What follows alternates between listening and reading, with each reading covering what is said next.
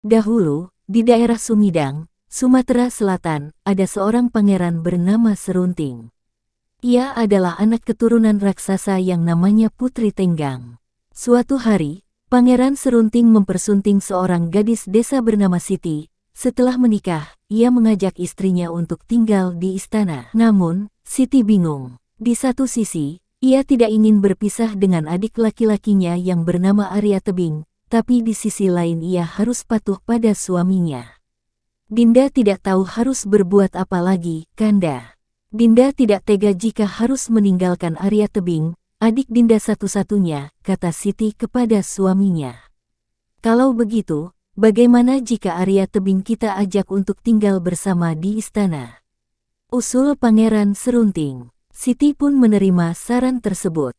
Namun, ketika hal itu disampaikan kepada Arya Tebing, adiknya itu justru menolak. Ia lebih senang hidup bebas di desa daripada tinggal di istana yang penuh dengan aturan. Akhirnya, Siti dan Arya Tebing bermufakat untuk membagi 2 kebun warisan dari orang tua mereka. Kebun yang menjadi bagian Siti secara tidak langsung juga sudah menjadi milik Pangeran Serunting. Agar tidak terjadi perselisihan di antara mereka, Pangeran Serunting pun menyarankan agar kebun mereka diberi pembatas. Lebih baik di tengah-tengah ladang itu diberi pembatas agar kelak tidak terjadi perselisihan di antara kita, ujar Pangeran Serunting. Keesokan harinya, Arya Tebing bersama Serunting berangkat ke kebun itu dengan membawa sebatang kayu pembatas. Setiba di sana, kayu pembatas itu mereka tanam dalam-dalam di tengah ladang. Beberapa hari kemudian, pada kayu pembatas itu tumbuh tanaman cendawan atau jamur. Namun, cendawan yang tumbuh pada batang kayu itu jauh berbeda. Cendawan yang mengarah ke kebun Serunting hanya cendawan biasa, sedangkan cendawan yang mengarah ke kebun Arya Tebing berupa cendawan emas. Arya Tebing pun menjual cendawan emas tersebut dan ia menjadi kaya raya. Rupanya, Serunting iri hati melihat nasib baik dialami oleh adik iparnya itu. Suatu hari, Serunting mendatangi Arya Tebing yang sedang memetik jamur emas di ladangnya. Ia sudah tidak kuat menahan perasaan iri yang menyelimuti hatinya. "Hai, Arya Tebing, apa yang kau lakukan terhadap tanaman cendawanku?" tanya Pangeran Serunting. "Apa maksud, Kanda? Aku tidak melakukan apa-apa terhadap cendawan Kanda," jawab Arya Tebing dengan heran. "Ah, bohong kamu. Pasti kamu telah berbuat curang kepadaku," tuduh Pangeran Serunting. "Engkau telah membalik kayu pembatas itu sehingga cendawan emas itu mengarah ke ladangmu." Arya Tebing semakin bingung dengan tuduhan yang ditujukan kepadanya. Ia merasa tidak pernah membalik kayu pembatas itu. Cendawan emas itu tumbuh dengan sendirinya. Meskipun ia sudah meminta maaf dan menjelaskan keadaan yang sebenarnya, Pangeran Serunting tidak mau terima. Bahkan, ia menantang Arya Tebing untuk berkelahi. "Hai, Arya Tebing, kamu tidak usah banyak alasan. Jika kamu berani, lawan aku.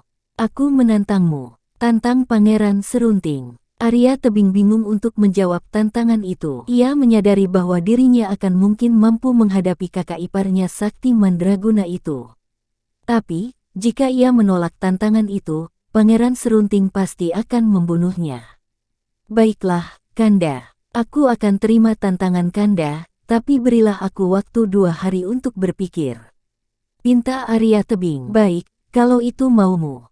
Jika perlu, latihlah kemampuanmu sebelum waktu itu tiba," seru Pangeran Serunting dengan nada melecehkan. Sejak itu, Arya Tebing sulit memejamkan matanya.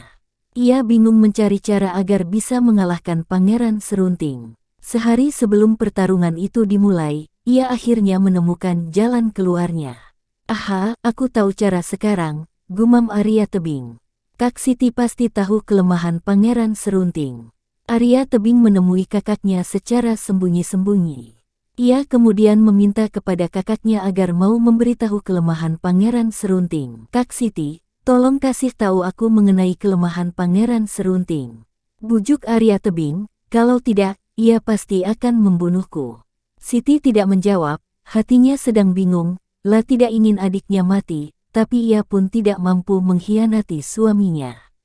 "Maafkan aku, adikku. Aku tidak bisa mengkhianati suamiku," kata Siti kepada adiknya. Tolonglah aku, kakak, rengek Arya Tebing, jikapun aku mengetahui kelemahan Pangeran Serunting. Aku tidak akan membunuhnya, sedangkan ia pasti akan membunuhku.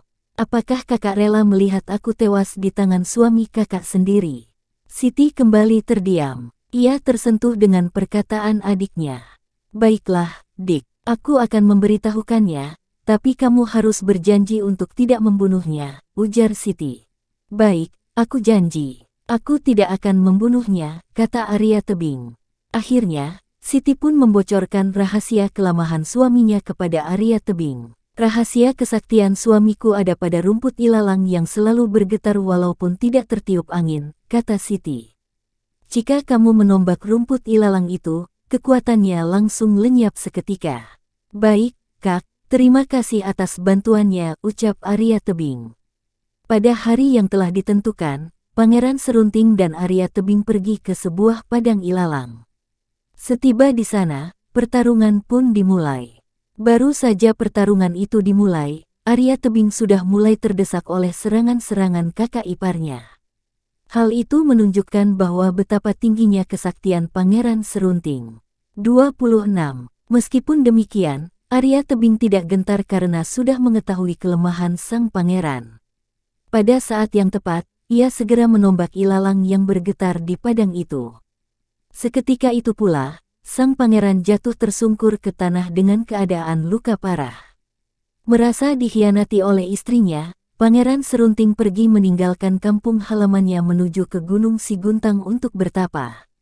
Setiba di sana, tiba-tiba ia mendengar suara gaib dari Sang Hyang Mahameru. Hai, anak muda, maukah engkau mendapatkan kekuatan gaib? Tanya suara itu. Saya sangat mau, wahai Sang Hyang Mahameru, jawab Pangeran Serunting. Baiklah. Tapi ada syaratnya, yaitu engkau harus bertapa di bawah pohon bambu hingga daun bambu itu menutupi seluruh tubuhmu, kata Sang Hyang Mahameru. Tanpa berpikir panjang, Pangeran Serunting segera menyanggupi persyaratan itu. Setelah itu, ia langsung memulai tapanya dengan penuh konsentrasi. Segala bentuk kehidupan dunia telah lenyap dalam pikiran dan ingatannya. Rasa lapar dan dahaga pun tidak dirasakannya lagi. Semakin lama ia semakin larut dalam tapanya sehingga tak terasa sudah 2 tahun ia bertapa. Saat itu pula, seluruh tubuhnya telah tertutupi daun-daun bambu yang telah berguguran. Sesuai dengan janjinya, Sang Hyang Mahameru kembali mendatangi Pangeran Serunting. Wahai, anak muda, karena engkau telah berhasil melaksanakan syarat itu dengan baik, maka kini saatnya aku menurunkan ilmu kesaktian kepadamu, kata Sang Hyang Mahameru. Kesaktian apakah itu, wahai Sang Hyang Mahameru? Tanya pangeran itu penasaran. Apapun yang engkau ucapkan akan berubah menjadi kutukan, jawab Sang Hyang Mahameru. Dengan perasaan gembira, Pangeran Serunting segera pulang ke kampung asalnya. Dalam perjalanan pulang, terbersit di pikirannya untuk menjajal kesaktian yang baru diperolehnya itu. Saat menjumpai hamparan pohon tebu di tepi danau, ia berkata, "Jadilah batu, wahai pohon tebu." Serunya, berkat kesaktian lidahnya, hamparan pohon tebu itu langsung berubah menjadi batu. Oleh karena itulah, Pangeran Serunting dijuluki si pahit lidah karena kesaktian lidahnya itu. Selanjutnya, si pahit lidah mendapati sebuah bukit yang gersang dan tandus bernama Bukit Serut. Ia kemudian mengubah bukit gersang itu menjadi hutan belantara. Ketika tiba di suatu desa, si pahit lidah memenuhi keinginan sepasang suami istri yang sudah tua untuk memiliki anak. Dengan kesaktian lidahnya, ia mengubah sehelai rambut milik si nenek menjadi seorang bayi laki-laki. 33. Begitulah seterusnya. Di sisa perjalanannya menuju Sumidang, si pahit lidah terus belajar berbuat baik kepada sesama makhluk hidup.